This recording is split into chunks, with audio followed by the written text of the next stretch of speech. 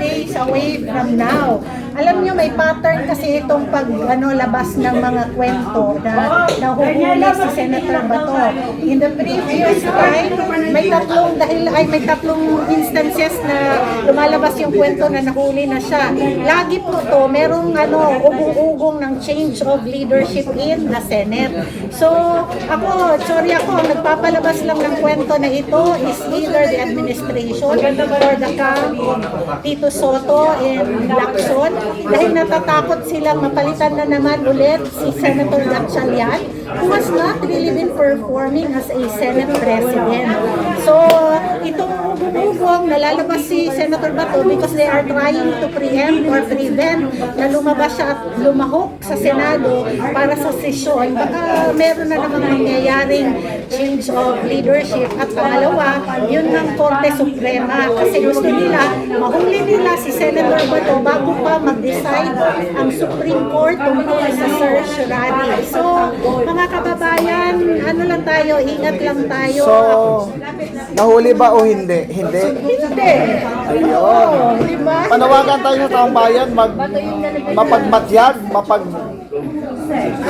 para sa ating mga kababayan, maging mapagmatyag tayo lagi sa lahat ng mga ini-issue ng mga statements o pambulaga o kaya clickbait ng administrasyon, kasi sobra po nilang mahilig magpalabas ng fake news. Sila actually ang tunay na source ng fake news, no, na magtatanim sila ng kunwari ng isang pagsasabi na nahuli or ganyan. Kasi nakita ko kaya yung iba naman natin mga kapatid ay nag-react kasi meron silang inilabas na informasyon. Pero yun na nga ang sinabi ko, ako dalawa lang yung kadalahilanan kung bakit lumabas na naman itong si Senator Bato ay nahuli daw.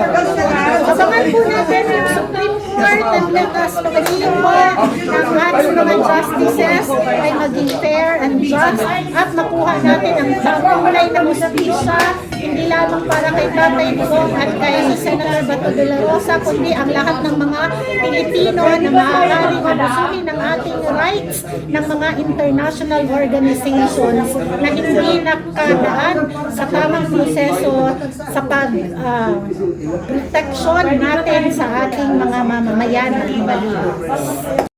Hindi ko alam kung bakit naman ginawang issue ito kasi yung post naman ni Senator Jimmy, wala naman siyang minensyon na tao, wala din siyang minensyon na sitwasyon.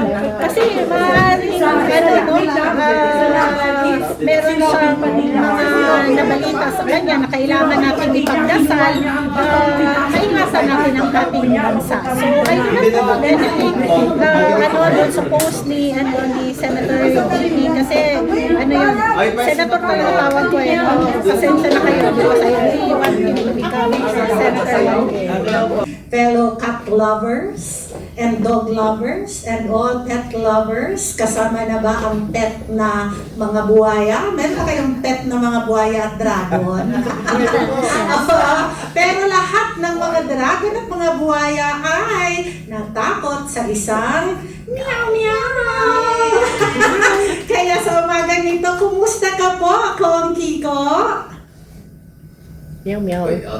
Very, very good. Good morning everyone and good morning sa Crocodile Farm. Huwag kayo masyado magnakaw ngayon kasi mababa ang ekonomiya natin.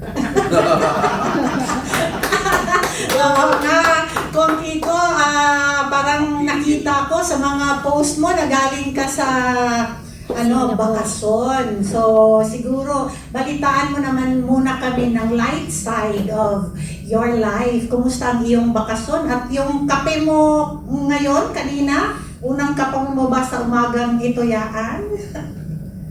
Yes, bagong gising lang. And yung vacation, very good. Nakita ko yung sites doon sa Singapore. Sobrang ganda talaga doon. Malinis. No drugs, no... It is what the Philippines could have been if we had proper public officials. And siguro mas malapit na. We got closer to that type of government back then. Pero ngayon mas malayo na tayo eh. So hopefully, within the next administration, we can create a cleaner and more efficient government katulad ng Singapore. Ayan. Hindi ko na kailangan mag-travel. Dito na lang lahat. Oo nga, di ba? Marami naman pwedeng pagbiyahian dito sa Pilipinas, di ba, Karog? Ikaw Karog, masyado kang well-versed ka din sa Pilipinas. So, I'm sure you have been to Singapore. Para light muna nating what's your kasi sabi ni Kong Kiko doon sa observation niya about Singapore, no? Kasi dati, ang Singapore, mas nauuna pa ang Pilipinas kanila, di ba? Yes, So, exactly. Kasi part of my work is also to travel to different countries, being an executive coach to global Fortune 500 companies. And somehow, parang may pinag-uusapan din sila dun sa labas na parang ang pinaka masakit na statement is yung sinasabi nila, alam mo noon, we used to travel to the Philippines and Manila Hotel Peninsula used to be those grand hotels na wala sa countries namin. But right now, kung titingnan mo yung mga countries nila, like Vietnam, Malaysia, even China, wala na, malayo na sila. So, ito na yung tinitingnan natin, nagiging benchmark kung saan tayo papunta. Hopefully, sa next administration, masimulan na. Ayan. So, balik tayo kay Kong Miao, no? Kasi na-miss natin siya, no? Dahil talaga namang nanginginig yung mga kongresista doon. So, para sa ating mga ka-PDP, nais nating, because this is the first time na physical na nandito sa atin si Kong, no? Kong Kiko. Dati na naging, na natin siya panelist, pero naging online. Oo. So, sa Zoom siya dati. So, ito yung una. Pwede bang magbigay ka ng kaunting pagpapakilala sa sarili mo para sa ating mga sumusubaybay at nanonood? Kung ikaw ay nasa salamin, sino si Kiko Barsaga? Si Meow Meow. Actually, mahirap to since ang tagal ko nang hindi nagpakilala. Since sobrang dami ko ng media exposure, especially recently, nung nagkaroon ng issues sa flood control, kay Romualdez in Congress, na nakalimutan ko na kung paano magpakilala kasi sobrang daming tao sa sabi na, ay, si Congress Meow, ay, Meow Meow.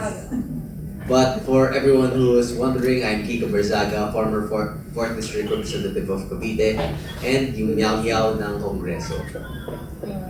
Ayan. At syempre, nais naming malaman din, Kong Kiko, no? Yung naging journey mo sa politics. Before you became congressman, paano mo pinaghandaan? At nung naging congressman ka, so what was your journey like? Journey. Well, nag-umpisa yun noong 2019. Doon ako unang tumakbo as a city councilor, and I was only around 20 years old at the time, so I went straight into politics. I even did it before tertiary education, where I enrolled in college after pandemic na. So 2022 na ako nag-college. Nakatapos na ako ng first term ko as city council. So I prioritized the work before my own personal education. And secondly, nung naging congressman ako, that was in 2025, it was left vacant because my father died in 2024 and they could not find, they were expecting the surgery to go well and for him to return. Pero nagkaroon ng complications after this since yung tatay ko nagkaroon na siya ng bypass surgery around the year 2000, 2001, 2002. So nagkaroon talaga ng complications and kailangan nila ng isang tatakbo for Congress, and they found me most fitting since I was already the #1 counselor at the time. Ayan, oo. At syempre naman, no, siya talaga yung #1 sa kanila.